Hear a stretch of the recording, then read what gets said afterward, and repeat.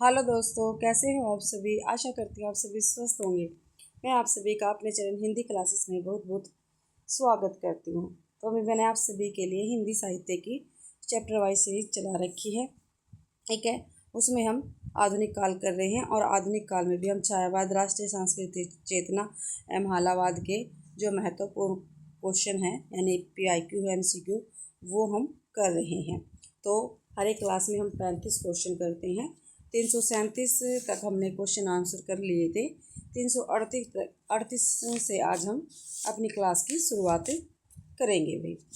ठीक है, पहले ये क्लास आपको हर रोज़ मिलती थी, लेकिन अब थोड़ी भाई दिक्कत है, तो इसलिए आपको एक दिन ये PIQ वाली क्लास मिलती है और एक दिन थ्योरी क्लास मिलती है।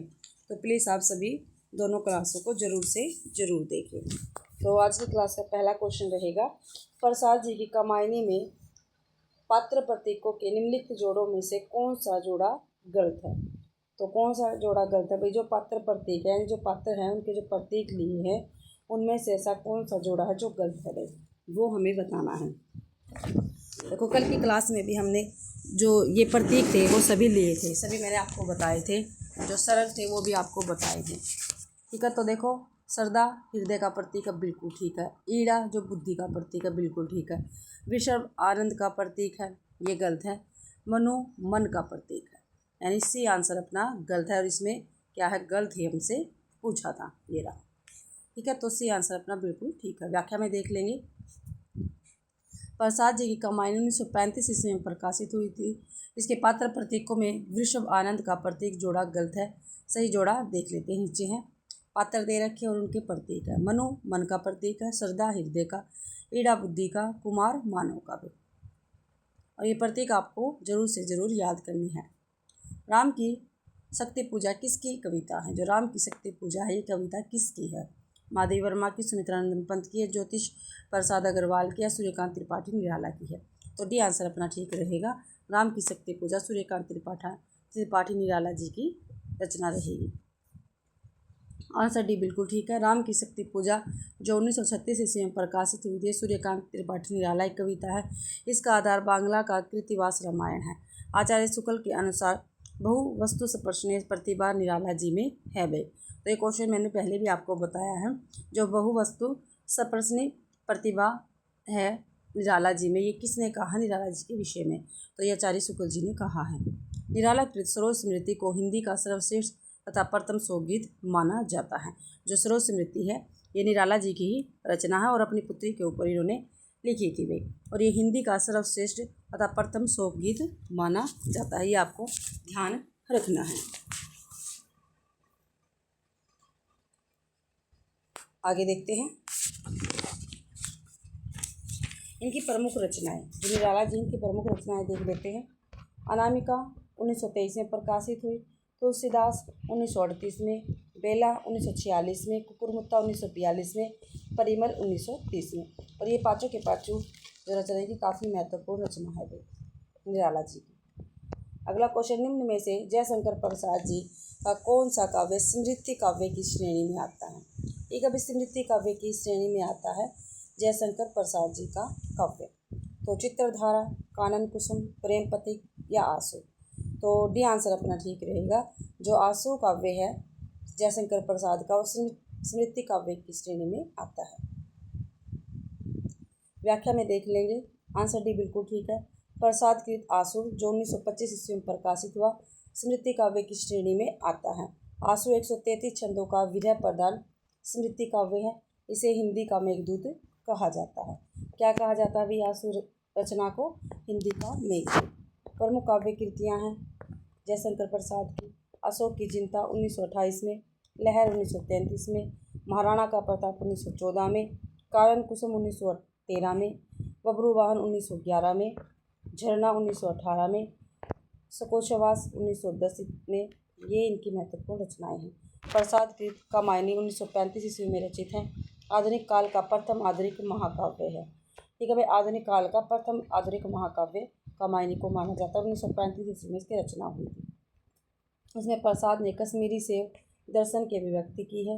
ये 15 सर्गों में है। ठीक है, जो कमायनी है उसमें भी कश्मीरी सेव दर्शन की अभिव्यक्ति हुई है, ये आपको ध्यान रखना है।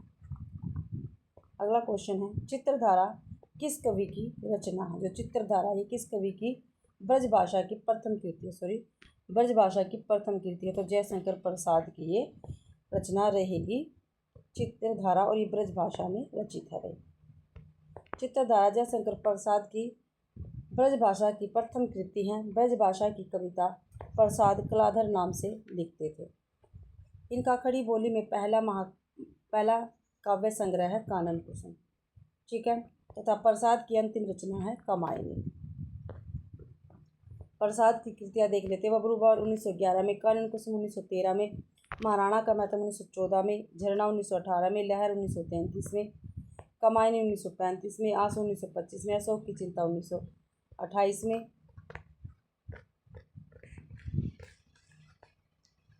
अगला क्वेश्चन है, महादेवी वर्मा को ज्ञानपीठ पुरस्कार उनकी किस कृति के लिए मिला?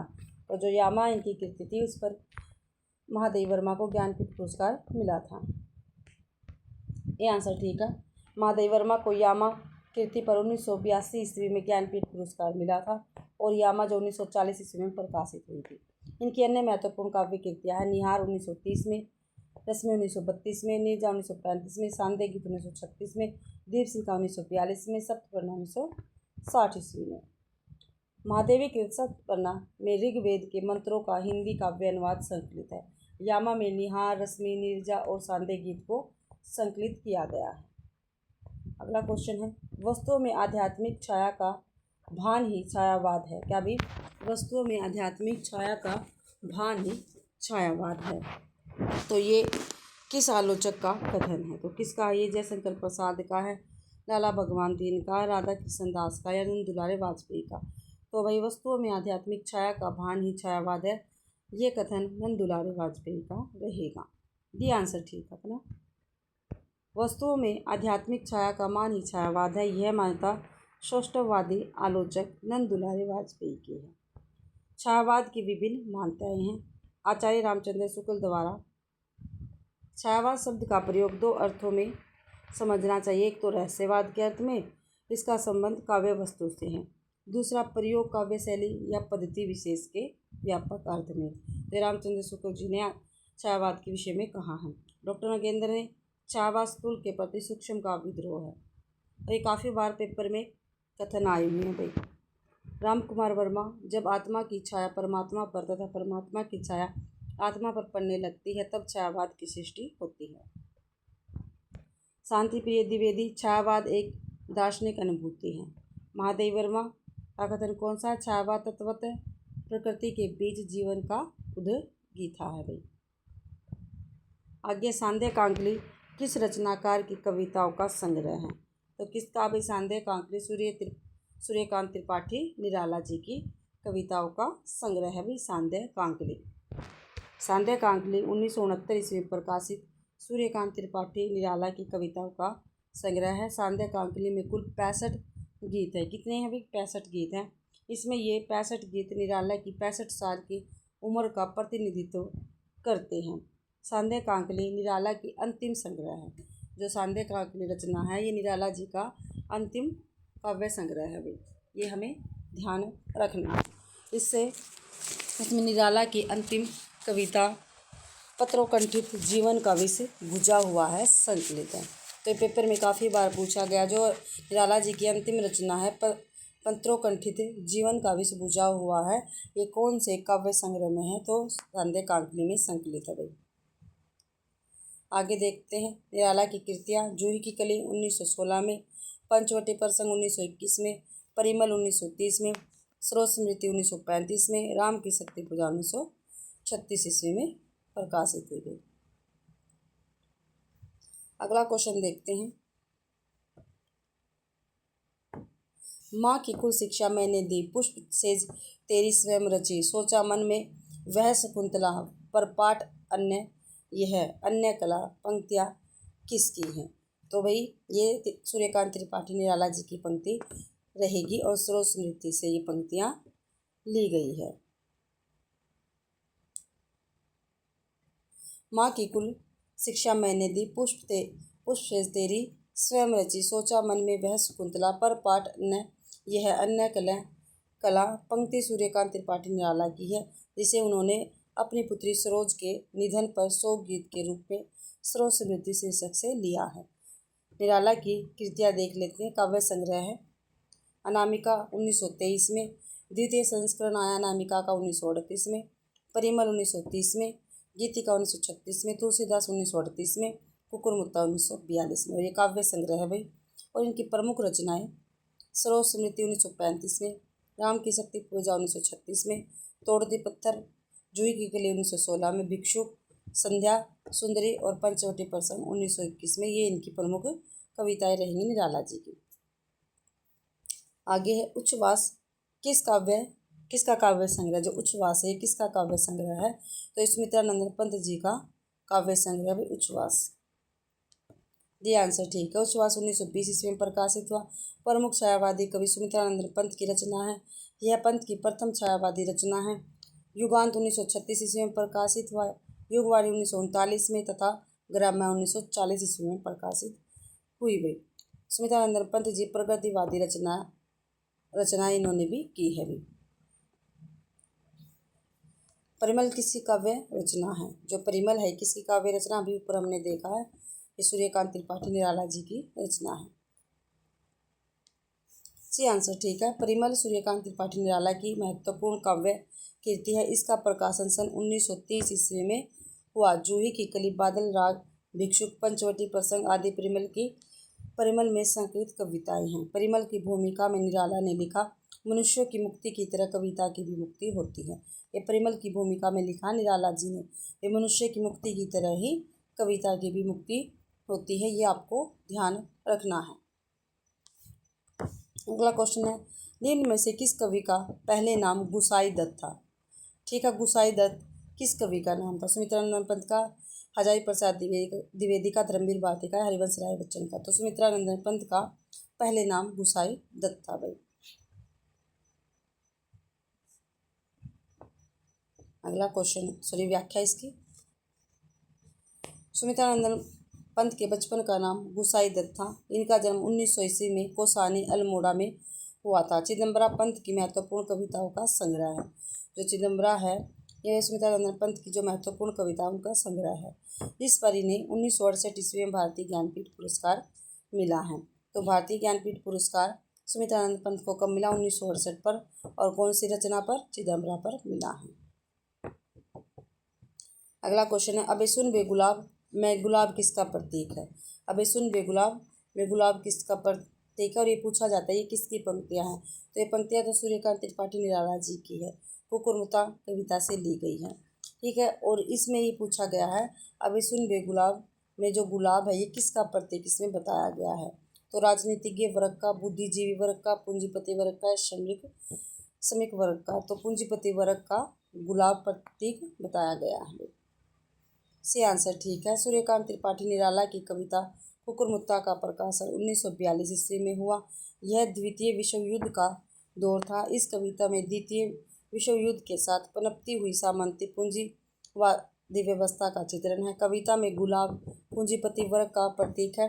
निराला की प्रथम कविता जूही की कली जो 1916 ईस्वी में प्रकाशित हुई थी। आगे है, कवि निराला ने किसे हिंदी के विशाल मंदिर की सरस्वती कहा है। ठीक है, कवि निराला ने, ठीक है, जो सूर्यकांत त्रिपाठी निराला जी है, इन्होंने किसको हिंदी के विशाल मंदिर की सरस्वती कहा है। तो महादेवी वर्मा को कहा है भाई। ये आंसर अपना ठीक रहेगा। आंसर है बिल्कुल ठीक है। मुक्त छंद के प्रवर्तक कवि निराला ने महादेवी वर्मा को हिंदी के विशाल मंदिर की सरस्वती कहा है। महादेवी आधुनिक युग की मीरा भी, महादेवी वर्मा को भी आधुनिक युग की मीरा भी कहा जाता है। इनके प्रमुख काव्य हैं महादेवी जी के निहार, रश्मि, नीरजा, सांदे गीत। ठीक है, निहार 1930 में, रश्मि 1932 में, नीरजा 1935 में और सांदे गीत 1936 ईस्वी में प्रकाशित हुए थे। अगला क्वेश्चन है, अरुण यह मधुमेह देश हमारा, यह पंक्ति किसकी है। क्या भाई, अरुण यह मधुमेह देश हमारा, ये पंक्ति किसकी रहेगी आपको बताना है। तो माखनलाल चतुर्वेदी की, जयशंकर प्रसाद की है, महादेवी वर्मा की है, या मिथिलेश की है। तो ये पंक्तियाँ जयशंकर प्रसाद की हैं। भी आंसर ठीक है। उपयुक्त पंक्ति जयशंकर प्रसाद द्वारा रचित नाटक चंद्रगुप्त जो 1931 ईस्वी में प्रकाशित हुआ, जो कार्नेलिया द्वारा गाया गया है। ठीक है, पंक्ति भी पूछी जाती है, पंक्ति किसने गाई है, किसकी है।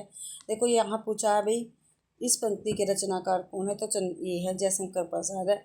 और कहाँ से पंक्ति ली है गई है, चंद्रगुप्त नाटक से। ठीक है, 1931 में चंद्रगुप्त नाटक प्रकाशित हुआ था। और ये पंक्ति गाई किसने है चंद्रगुप्त नाटक में, तो जो कार्नेलिया है इसने ये पंक्ति गाई है, उन्होंने यह मधु में देश हमारा। आगे क्वेश्चन है, आंसू काव्य किस वर्ष प्रकाशित हुआ। जो आंसू काव्य है वह किस वर्ष प्रकाशित हुआ था, तो 1925 ईस्वी में प्रकाशित हुआ था। आंसू काव्य वर्ष 1925 में प्रकाशित हुआ। यह जयशंकर प्रसाद का वीरा काव्य है। कैसा है, वीरा काव्य है। वीरा प्रधान स्मृति काव्य, स्मृति काव्य वीरा प्रधान स्मृति काव्य है। इसकी रचना 133 छंदों में की गई है। ठीक है, जो आंसू काव्य है इसकी रचना 133 छंदों में की गई है। इसे हिंदी का मेघदूत कहा जाता है। किसको, आंसू काव्य को। जयशंकर प्रसाद की ही रचना झरना को छायावाद की प्रथम रचना स्वीकार किया गया। अगला क्वेश्चन है, हे अमानिशा उगलता गगन घन अंधेरा किस कविता की पंक्तियां है। क्या भी है अमानिशा उगलता गगन घन अंधेरा किस कविता की पंक्तियां हैं, तो ये राम की शक्ति पूजा की पंक्तियां रहेंगी। उपयुक्त पंक्तियां राम की शक्ति पूजा 1936 ईस्वी कविता की है भाई। 1936 में प्रकाशित हुई थी राम की शक्ति पूजा। यह कविता सूर्यकांत त्रिपाठी निराला की है। यह राम की शक्ति पूजा अनामिका काव्य संग्रह के द्वितीय संस्करण में संकलित है। और द्वितीय संस्करण कब आया था अनामिका का, 1938 में भी।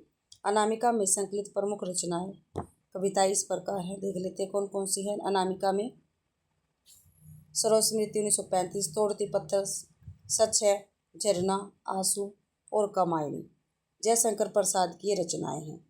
ठीक है, देखो यहाँ तक अनामिका में कौन कौन सी है। सरोज स्मृति 1935 में प्रकाशित हुई, तोड़ती पत्थर और सच है, ये जो रचनाएं हैं ये सूर्यकांत त्रिपाठी निराला जी की और अनामिका संग्रह में ये संकलित है।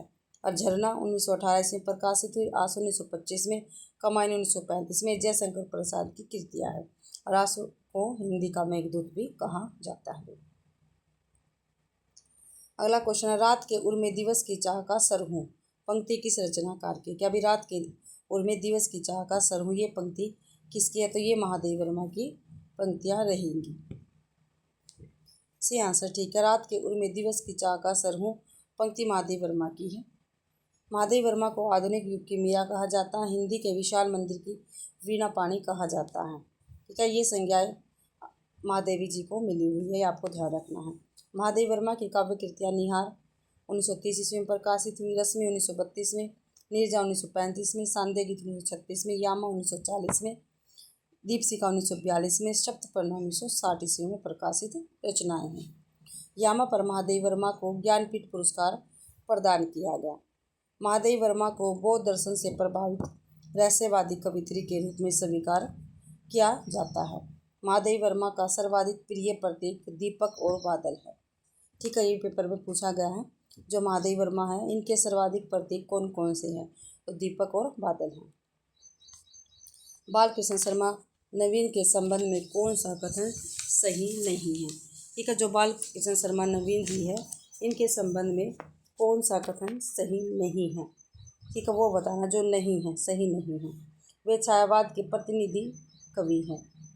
छायावाद के प्रतिनिधि कवि पूछा है। क्या बालकृष्ण शर्मा नवीन है। मैंने छायावाद के आपको कितने क्वेश्चन करवाए, क्या प्रतिनिधि कवि के रूप में बालकृष्ण शर्मा नवीन का जिक्र हुआ है। देखते हैं, उनकी अधिकांश रचनाएं जेल में लिखी गई, ये बिल्कुल ठीक है भाई। जो बालकृष्ण शर्मा नवीन जी है इनकी अधिकांश रचनाएं जेल में लिखी गई, ये बिल्कुल ठीक है। वे एक अच्छे गद्यकार के साथ जागरूक पत्रकार भी थे, ये बिल्कुल ठीक है। उनके साहित्यिक जीवन की पहली रचना संतु नामक एक कहानी है। कौन सी इनकी पहली रचना, संतु नामक कहानी है भाई बालकृष्ण शर्मा नवीन की। तो ए ऑप्शन अपना बिल्कुल गलत है, ये छायावाद के प्रतिनिधि कवि नहीं है, इसमें नहीं पूछा था, इसलिए हमारा ए आंसर बिल्कुल ठीक रहेगा। ए आंसर बिल्कुल ठीक है, छायावाद के प्रतिनिधि कवि थे। बालकृष्ण शर्मा नवीन के संबंध में ये कथन बिल्कुल गलत है भाई। बालकृष्ण शर्मा नवीन छायावादी युग के राष्ट्रीय सांस्कृतिक धारा के प्रमुख कवि थे। राष्ट्रीय सांस्कृतिक धारा जो थी उनके प्रतिनिधि कवि थे, ठीक है, प्रमुख कवि थे। बाल कृष्ण शर्मा नवीन उपनाम से कविताएं लिखते थे। जो बाल कृष्ण शर्मा है जो ये नवीन उपनाम से अपनी कविताएं लिखते थे। इनका प्रथम काव्य संग्रह कुमकुम जो 1939 ईस्वी में प्रकाशित हुआ था। शर्मा जी की प्रमुख कविताएं हैं रश्मि रेखा, अपलक, कवासी, हम विश्वाई जनन के, विनोबा, सतवन, उर्मिला है भी। नवीन जी की कविताओं में भक्ति भावना, राष्ट्र प्रेम तथा विद्रोह का स्वर प्रमुखता से आया है। अगला क्वेश्चन, निहार काव्य संग्रह के रचयिता कौन है? तो कौन है भाई? महादेवी वर्मा है भी आंसर, ठीक है। निहार काव्य संग्रह महादेवी वर्मा का है। छायावादी प्रमुख 4 स्तंभ में महादेवी जी एक थी। महादेवी जी को हिंदी के विशाल मंदिर की वीणा पानी कहा जाता है। निहार 1930 में प्रकाशित, उनकी रचना रश्मि 1932 में, नीरजा 1935 में, शांति गीत 1936 में प्रकाशित हुआ और आदि इनकी प्रमुख काव्य संग्रह है भैया।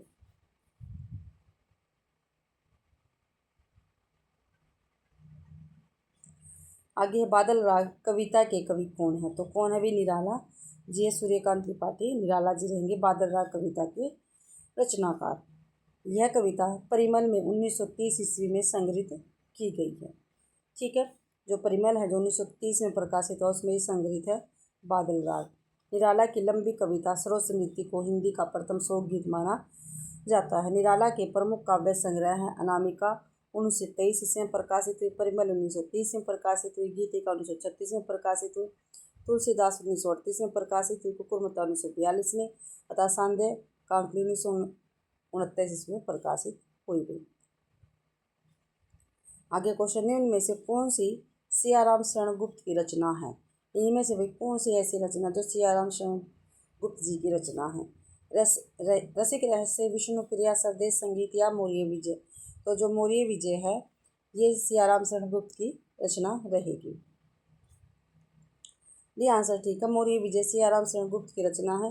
रसिक रहस्य अयोध्या सिंह उपाध्याय हरिओद की, जबकि विष्णु प्रिया और स्वदेश संगीत राष्ट्रकवि मैथिली शरण गुप्त की काव्य कृतियां हैं। सियाराम शरण गुप्त मैथिली शरण गुप्त के अनुज थे।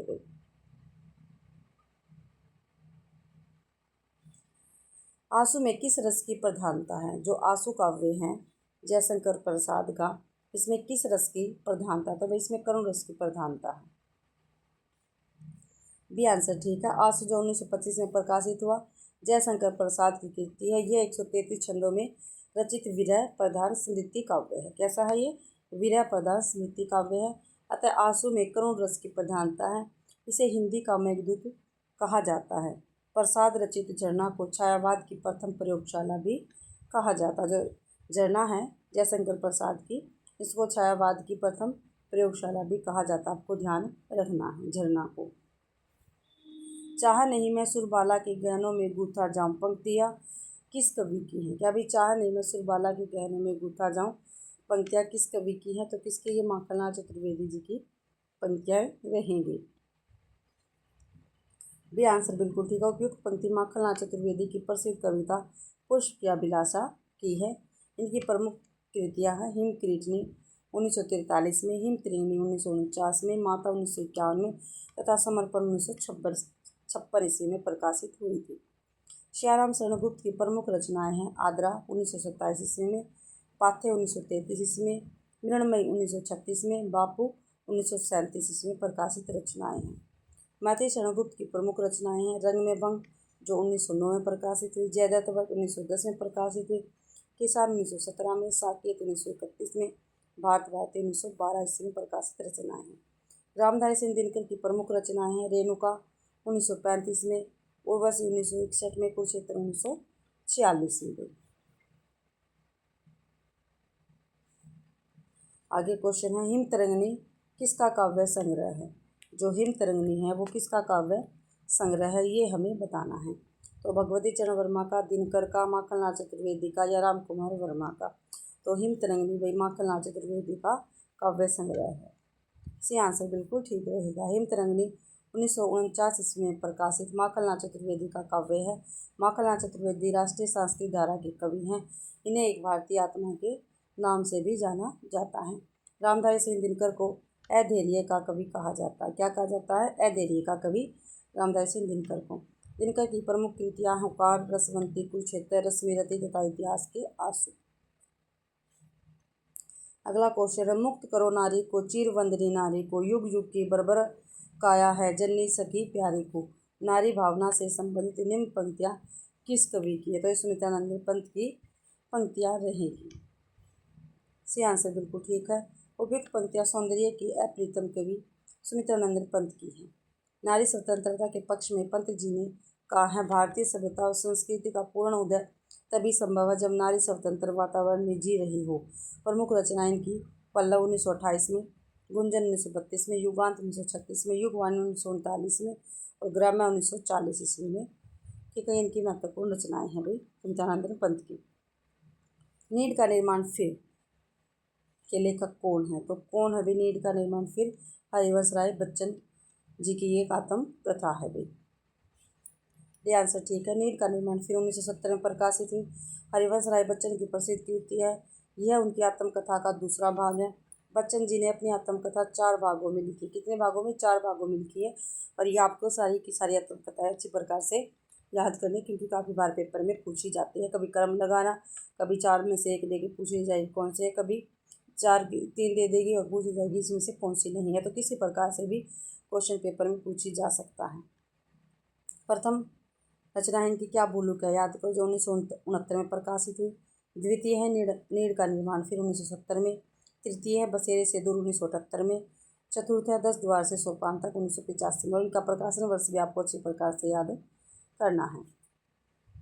वर दे वीणा वादनी वर दे यह सरस्वती वंदना किस कवि ने लिखी है? क्या भी वर दे वीणा वादनी वर दे यह सरस्वती वंदना किस कवि ने लिखी है? तो महादेव वर्मा ने, जयशंकर प्रसाद ने, सुमित्रानंद पंत ने या सूर्यकांत त्रिपाठी निराला जी ने। तो ये आंसर ठीक है, सूर्यकांत त्रिपाठी निराला जी ने ये पंक्तियाँ लिखी है, कविता लिखी है, सॉरी, सरस्वती की वंदना। वर दे वीणा वादनी वर दे सरस्वती वंदना सूर्यकांत त्रिपाठी निराला ने लिखी है। निराला हिंदी की कविता में मुख्य छंद के प्रवर्तक हैं। निराला की अन्य महत्वपूर्ण कविताएं निम्न है। सरोज समिति 1935 में, राम की शक्ति पूजा 1936 में, सच है 1935 में, जूही की कली तथा बादल राग, ये इनकी महत्वपूर्ण रचनाएं हैं भाई। कौन सा कवि एक भारतीय आत्मा के नाम से कविता लिखता था? तो कौन लिखते थे? माखनलाल चतुर्वेदी एक भारतीय आत्मा के नाम से कविताएं लिखते थे। इससे आंसर अपना ठीक रहेगा।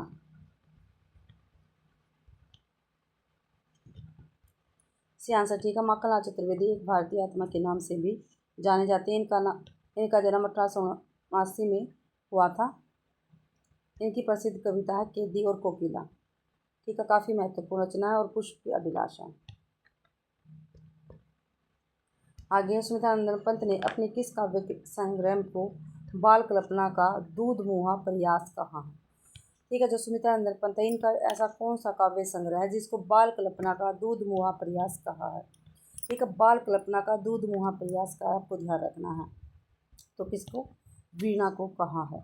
और पल्लव ग्रंथि उच्छ्वास वीणा ये सभी सुमित्रानंद पंत की ही रचनाएं हैं भाई। इससे आंसर ठीक है। सुमित्रानंद पंत ने वीणा काव्य संग्रह को बाल कल्पना का दूध मुहा प्रयास कहा है।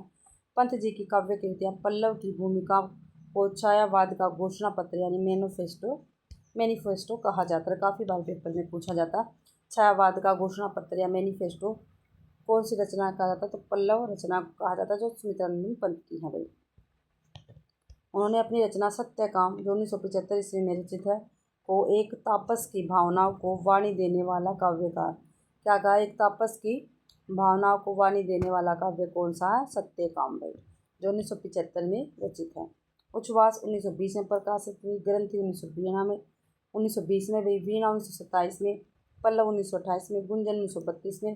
पंत की छायावादी रचनाएं हैं ये। कमायनी का 9वां सर्ग कौन सा है? जो कमायनी है इसका 9वां सर्ग कौन सा है? तो जो ईड़ा है ये कमायनी का 9वां सर्ग है भाई। जयशंकर प्रसाद की कमायनी का 9वां सर्ग ईड़ा सर्ग है। इस महाकाव्य में 15 सर्ग है, जो इस प्रकार हैं। एक चिंता, आशा, श्रद्धा, काम, वासना, लज्जा, कर्म, ईर्षा, ईड़ा, सोपन, संघर्ष, निर्वेद, दर्शन, रहस्य और आनंद। और देखो भाई, जो ये 3 सर्ग हैं, श्रद्धा, लज्जा और ईड़ा, ये काफ़ी बार पेपर में पूछे जाते हैं। ठीक है, पूछा जाता है जो सरदा है वो कौन सा सरद है, लज्जा है कौन सा, ईड़ा है कौन सा। काफ़ी बार पेपर में यही दिए गए हैं। ठीक है, तो ये तो आपको ऐसे याद करने 3, 6, 9। ठीक है, 3 पे सरदा, 6 पे लज्जा और 9 पे ईड़ा। वैसे तो आपको सारे याद करने क्रम से, लेकिन जो महत्व है वो बता रही हूँ, महत्वपूर्ण है वो बता रही हूँ। ठीक है, सारे क्रम से याद करें, क्रम काफ़ी बार इनका लगाने के लिए पूछा गया है। अगला क्वेश्चन, निराला की राम की शक्ति पूजा किससे प्रेरित होकर लिखी गई? तो किससे प्रेरित थी भई ये राम की शक्ति पूजा? ठीक है, कीर्तिवास रामायण से भी आंसर ठीक है। सूर्यकांत त्रिपाठी निराला द्वारा रचित राम की शक्ति पूजा 1936 में प्रकाशित हुई, कीर्तिवास रामायण से प्रेरित होकर लिखी गई है। ये एक लंबी कविता है। यह कविता निराला के प्रथम संग्रह अनामिका के द्वितीय संस्करण जो 1938 में प्रकाशित हुआ उसमें रचित है भाई राम की शक्ति पूजा। जबकि गीतांजलि के रचनाकार रविंद्रनाथ टैगोर है। ठीक है, गीतांजलि किनकी रचना? रविंद्रनाथ टैगोर की है। रामचरितमानस के रचनाकार गोस्वामी तुलसीदास है। अगला क्वेश्चन है, छायावादी काव्य की विशेषताओं के दृष्टिकोण से निम्नलिखित में से कौन सा विकल्प पूर्णतः सत्य है? ठीक है, ध्यान रखना, पूर्णतः सत्य पूछा इसमें, तो कौन सा ऐसा विकल्प है जो पूर्णतः सत्य है, वो हमें बताना है। तो देख लेते हैं छायावादी काव्य की विशेषता के विषय में। पूर्णतः सत्य है, आत्माभिव्यंजना, दुख और वेदना की विवृत्ति, राष्ट्र प्रेम की अभिव्यक्ति और अमानवतावाद नहीं भाई, नारी गरिमा की प्रतिष्ठा, असमन्यवाद नहीं, लाक्षणिकता एवं रहस्यवाद का अभाव तो बिल्कुल नहीं था। ठीक है, तो ये ऑप्शन बिल्कुल ठीक रहेगा। आत्माभिव्यंजना, दुख और वेदना की विवृत्ति है, ये क्या है? महत्वपूर्ण विशेषता है छायावादी काव्य की। और जितने भी हम अभी कर रहे हैं ये सभी काव्य कर रहे हैं, गद्य रचनाएं हम इनके बाद में करेंगे। व्याख्या में देख लेते हैं, ए आंसर बिल्कुल ठीक है। आत्मव्यंजना, दुख और वेदना की विवृत्ति छायावाद की काव्य की विशेषताओं के दृष्टिकोण में पूर्णतः सही है। एक छायावादी काव्य की विशेषता है, यहाँ पे आप लिख सकते हो कहीं पे, आत्मव्यंजना, दुख और वेदना की विवृत्ति, राष्ट्र प्रेम की अभिव्यक्ति तथा मानवतावाद, नारी गरिमा की प्रतिष्ठा तथा समन्वय विवाद, रहस्यात्मकता, प्रकृति वर्णन, कल्पना की प्रधानता। आगे है, हम स्वयं बंधे और स्वयं हम अपने बंधन तोड़ चले। प्रस्तुत पंक्तियों के रचयिता कौन है?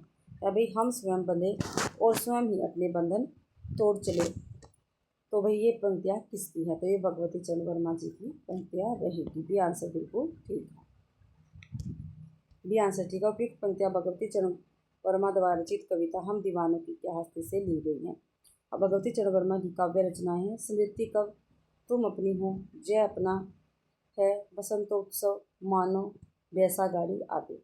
मैथिली शरण गुप्त की काव्य रचनाएं हैं, भारत भारती 1912 में, पंचवटी 1925 में, साकेत 1931 में, यशोधरा 1932 में।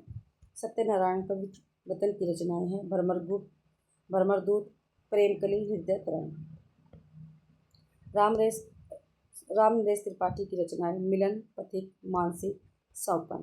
मिलन 1918 में, पथिक 1900, जो पथिक इसका प्रकाशन हिंदी रखा, मानसी 1927 में, सौपन 1929 में। अगला है 371वां क्वेश्चन, पुष्प से तंद्रास से लालसा खींच लूँगा मैं, अपने नवजीवन का अमृत सहज सींच दूंगा मैं। प्रस्तुत पंक्तियों के रचयिता कौन है? क्या अभी पुष्प से तंद्रास से लालसा खींच लूँगा मैं, अपने नवजीवन का अमृत सहज सींच दूंगा मैं, तो ये पंक्तियाँ किसकी है? तो किसकी है भाई? सूर्यकांत त्रिपाठी निराला जी की पंक्तियाँ रहेंगी। डी आंसर बिल्कुल ठीक है। और ये शायद 6 क्लास में जो रचना लगी, कविता लगी, उससे पंक्तियाँ आई। पुष्प से लालसा खींच लूँगा मैं, अपने नवजीवन का अमृत सहज सींच दूंगा मैं। तो प्रस्तुत पंक्तियाँ सूर्यकांत त्रिपाठी निराला की कविता ध्वनि से ली गई है। इस कविता में निराला जी ने बसंत ऋतु का वर्णन किया है। सूर्यकांत त्रिपाठी निराला की प्रमुख रचनाएं हैं, अनामिका 1923 में, परिमल 1930 में, कुकुरमुत्ता 1942 में, आराधना 1953 में आदि गई। शमशेर बहादुर सिंह की प्रमुख रचनाएं हैं, कुछ कविताएं 1959 में, चुका भी हूँ नहीं में 1975 में, काल से होड़ है मेरी 1988 में, सुकून की तलाश में 1928 ईस्वी में। आगे देखते हैं, आगे और दे रखी हैं भाई रचनाएं। स्मृतिरंजन पंत की प्रमुख रचनाएं पल्लव 1928 में, वीणा 1927 में, ग्रंथि 1920 में, गुंजन 1932 में आदि इनकी रचनाएं हैं। नागार्जुन की प्रमुख रचनाएं हैं युगधारा 1953 में, प्यासी पथराई आँख 1962 में, तुमने कहा था 1980 में, अपने खेत 1997 ईस्वी में। ये नागार्जुन जी की प्रमुख रचनाएं हैं। 372वां, कुकुरमुत्ता कविता किस कवि ने लिखी है? जो कुकुरमुत्ता कविता किसकी रचना है? सी आंसर ठीक है, सूर्यकांत त्रिपाठी निराला जी की रचना रहेगी। सी आंसर ठीक है। कुकुरमुत्ता 1942 ईस्वी में प्रकाशित हुई थी। कविता को निराला ने लिखा है। इसमें कुकुरमुत्ता सर्वहारा वर्ग का प्रतिनिधि और गुलाब पूंजीपति वर्ग का प्रतिनिधि करता है। निराला की अन्य रचनाएं हैं अनामिका 1923 में, परमिल 1930 में, सांध्या कांकली 1969 में, सरोज स्मृति 1935 में, राम की शक्ति पूजा 1932 में, तुलसीदास 1938 आदि ईस्वी में। आगे है पंत की है स्मृतानंद पंत की रचनाएं गुंजन, ग्राम्या, शरण किरण, शरण धूलि, युगपथ आदि है। माखनलाल चतुर्वेदी की पुष्प की अभिलाषा, एक भारतीय आत्मा, हिम क्रिएटिव 1943 में, हिम तरंगी 1949 ईस्वी में। तो भाई इसी के साथ आज के अपने क्लास के जो 35 क्वेश्चन हैं वो कंप्लीट होते हैं। आशा करती हूँ भाई आप सभी को क्लास पसंद आई होगी। अगर आप सभी को क्लास पसंद आती है तो प्लीज़ क्लास को ज़्यादा से ज़्यादा शेयर करें, लाइक करें और कमेंट करना बिल्कुल भी ना भूलें भाई। और चैनल को भी सब्सक्राइब ज़रूर करें। टेलीग्राम चैनल को भी आप ज्वाइन करें क्योंकि क्लास की पीडीएफ आपको वहीं पर मिलेगी भाई। ठीक है, आप सभी का क्लास देखने के लिए बहुत बहुत धन्यवाद।